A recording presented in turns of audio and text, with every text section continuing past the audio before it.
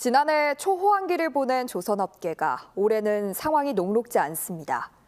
세계 선박시장의 발주 물량이 크게 위축될 것으로 보이는데요.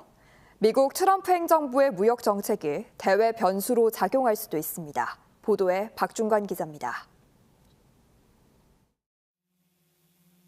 HD한국조선해양은 지난해 205억 6천만 달러치를 수주해 연간 목표치를 152% 달성했습니다. 하지만 올해 수주 목표는 180억 달러로 지난해 실적보다 10% 이상 낮춰 잡았습니다.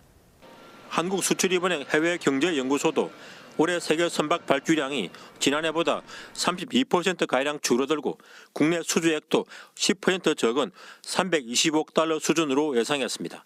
이런 가운데 미국 트럼프 2기 행정부의 출범은 우리 조선업계의 주요 변수가 될 전망입니다.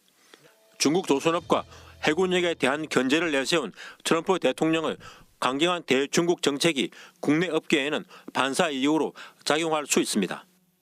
중국산 선박에 대한 기피 심리가 크게 이루어질 것 같고요. 그래서 선주들이 중국에 발주하는 것들을 조금 꺼릴 가능성이 있어 보입니다. 이런 상황들은 한국 조선 산업에 일단 반사 이익을 가져다 줄 것으로. 트럼프 대통령이 당선 이후 2차례나 한국 조선업계에 협약 의지를 밝힌 점도 긍정적인 영향을 미칠 것으로 보입니다.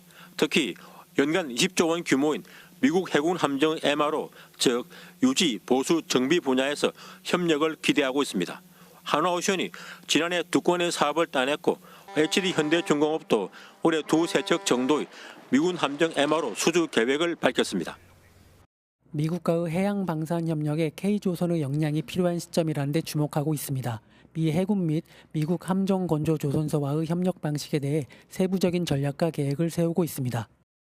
다만 보편 관세 부과 등 각국을 향한 관세 전쟁을 강조한 무역 정책은 세계 교육 수요를 위축시켜 조선 시장에도 부정적인 영향을 줄 수 있는 만큼 면밀한 분석이 필요합니다. KBS 뉴스 박중관입니다.